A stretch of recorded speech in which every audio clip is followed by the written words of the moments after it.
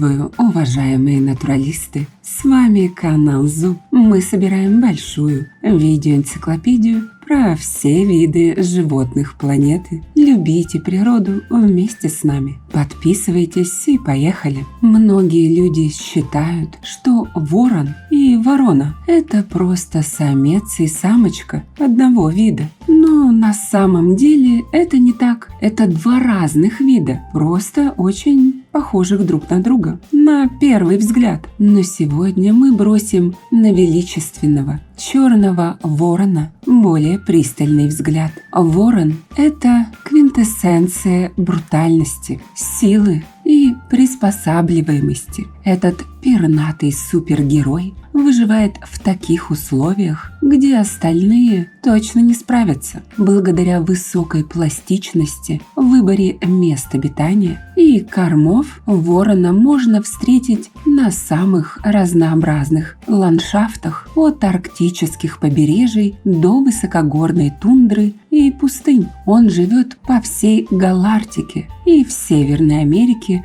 гнездится от Аляски до Никарагуа. Правда, ареал сократился за последние несколько столетий. Раньше он чаще встречался в средних широтах. Крупнейший представитель воробьинообразных, вопреки распространенному мнению, встречается довольно часто. Встретить его можно вдоль трасс, на пустырях, свалках, полях и лесах. Этот универсальный солдат одинаково круто занимается собирательством, ловит грызунов и птиц, изымает детей из семей и отжимает еду у удачливых, но слабых по жизни конкурентов. Орнитологи выделяют от 8 до 11 подвидов. Различия между ними незначительные и часто объясняются лишь географической составляющей. А причиной отсутствия воронов внутри городов является просто обилие конкурентов, в первую очередь других врановых и чаек. Как я уже сказала, это крупнейший представитель воробьинообразных птиц.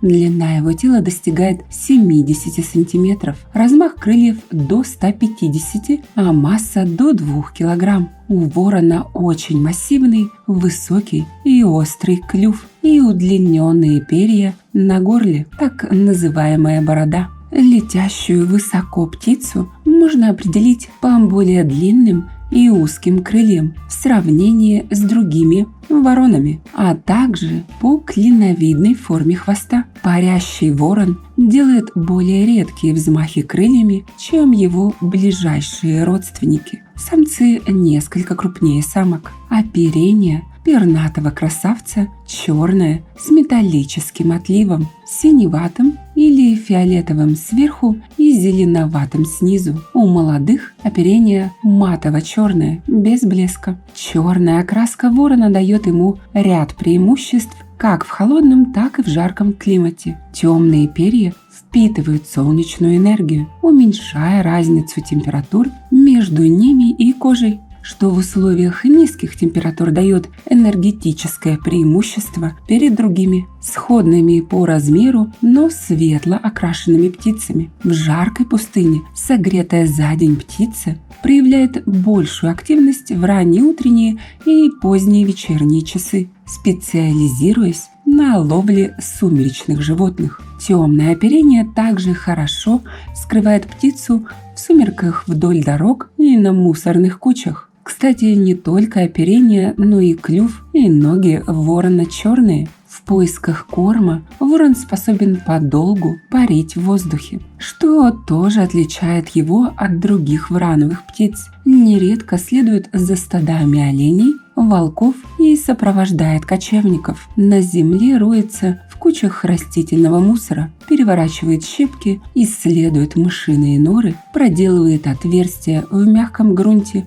преследует грызунов и другую мелкую дичь. Добывая пропитание, ворон иногда проявляет удивительную находчивость, несвойственную для других видов птиц. Например, он не уступает песцу по ловкости добывания гусиных яиц. Вместо самостоятельной охоты он может терпеливо наблюдать, как полярная лисица разоряет очередное гнездо. и прячет излишки про запас, после чего быстренько их экспроприирует. Клептопаразитизм проявляется и в явном отъеме добычи у хищников, например, у волков. Ворон охотно пользуется охраной общественных видов птиц, поднимающих крик при появлении потенциальной опасности. Но известны и примеры симбиоза волка и ворона, когда ворон наводит волков на добычу. Например, стадо лосей. Волки целенаправленно следуют за вороном, которому затем достаются остатки их добычи. Чем-то это напоминает тандем медоуказчика и медоеда. Ролики о них есть на канале. Ввиду своей силы и замечательных летных качеств, черный ворон во все времена считался достойным противником сокола. Слабость лап ворона компенсируется мощным клювом, но даже крутые соколы русских царей далеко не всегда выходили победителями в битве с нашим сегодняшним гостем. Кстати, ролик о самом быстром соколе Сапсане тоже есть на канале в плейлисте «Птицы». Ворон используется в соколиной охоте, но еще непонятно, кто из вас будет хозяином. Он тщательно подумает, прежде чем выполнять приказ, и нужна ли вообще лично ему желаемая добыча. Ворон – это осторожная, выжидающая птица. Перед взлетом он делает несколько прыжков, как бы оценивая ситуацию и траекторию полета. Он обладает недюжим терпением. Если ожидание перед принятием решения может дать больше, чем какое-либо действие, ворон будет ждать. Поспешишь, людей насмешишь. Терпение его исчисляется в минутах, позволяя демонстрировать эту способность даже на уровне обезьян. А далее начинаются маневры и фигуры высшего пилотажа. Ведь ворон – один из немногих, способный их выполнять. А вы знаете, что ворон может общаться жестами? Он берет в клюв предмет рядом с собой и начинает активно показывать его собратьям. Те в первую очередь обращают внимание на предмет, а потом переводят внимание на владельца. Это похоже на привлечение внимания, как у маленьких детей. Половая зрелость у воронов наступает в конце 2-го или 3-го года жизни. Вороны – это верные и семейные птицы. Найдя свою вторую половинку, вороны живут, храня верность даже после смерти супруга. К слову, ученые не могут объяснить еще одну странность. Обнаружив умершего сородича, птицы устраивают своеобразную панихиду со скорбью и стенаниями. Они слетаются и более 10 минут громко каркают. К размножению вороны приступают зимой, когда земля еще покрыта снегом. Акту вечной любви предшествуют замысловатые брачные полеты. В воздухе вороны выполняют сложные маневры, аналогичные авиационным фигурам пилотажа, в том числе бочку, переворот на 360 градусов. Кроме воздушных кульбитов, самец ходит перед самкой с важным видом. Ну а уже сложившуюся пару символизирует обоюдная чистка перьев, что напоминает груминг у приматов. Гнездо вороны строят на деревьях и скалистых уступах, а также на разнообразных сооружениях, которые своим положением и формой могут напоминать эти уступы. В случае дерева гнездо обычно расположено на высоте не менее 3-4 метров от земли. Готовая постройка, возведение которой занимает от 1 до 3 недель, имеет достаточно добротный вид и внушительные размеры. Диаметр 1,5 метра и высоту до 60 сантиметров. Обычно молодая семья строит не одно, а 2 или 3 гнезда в пределах гнездового участка и использует их поочередно. Количество яиц в кладке варьируется от 1 до 8. Птенцы появляются на свет асинхронно, то есть с промежутком в день-два. Так же, кстати, как у полярной совы, ролик о которой тоже есть. При вылуплении воронята, покрытые густым бурым пухом на голове и спине. Первые 1-2 недели самка неотлучно находится в гнезде, согревая выводок. Добычей корма занимается папаша. В дальнейшем оба родителя выкармливают птенцов. В возрасте 4-7 недель спиногрызы начинают летать, однако еще длительное время держатся возле родителей. Окончательно покидают отчий дом они примерно в год-полтора. Продолжительность жизни ворона в дикой природе составляет 10-15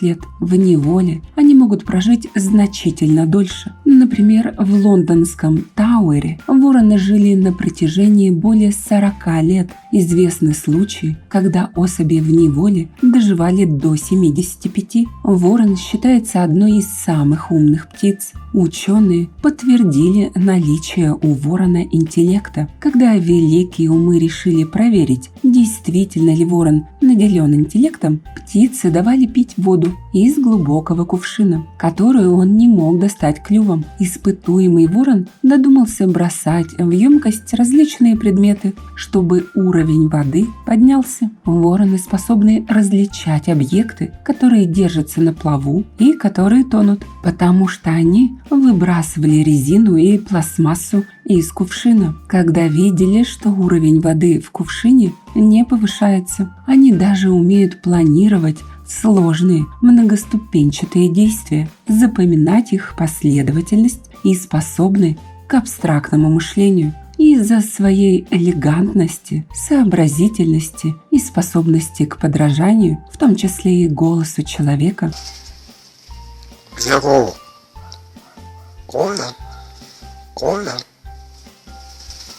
Вороны могут содержаться в домашних условиях в качестве домашнего питомца. Правда, в первые месяцы жизни они будут мягкие и послушные, приручить их нетрудно, но повзрослев, птицы не признают никого, кроме хозяина, который растил их с птенцового возраста. Они становятся крайне ревнивы, могут атаковать домочадцев, особенно детей и других домашних животных. У воронов высокие требования к условиям содержания. Им нужен вольер достаточно большой, хотя бы для подлетов. Из-за острого интеллекта многочисленные и разнообразные игрушки. Стесненные или скучающие вороны могут стать разрушителями, легко сдирают обои, портят мебель, книги, занавески, могут разбить оконное стекло или сломать владельцу клювом палец. После года-двух птицы взрослеют и пытаются улететь от родителя, в данном случае человека. Взрослые птицы практически не поддаются приручению. Кстати, популярность воронов как домашних питомцев выросла с развитием готической молодежной субкультуры. Ворон отчасти падальщик, и поэтому в древности на полях сражений всегда скапливались стаи птиц. Соответственно, образовалась прочная культурная связь между этой птицей и военными действиями.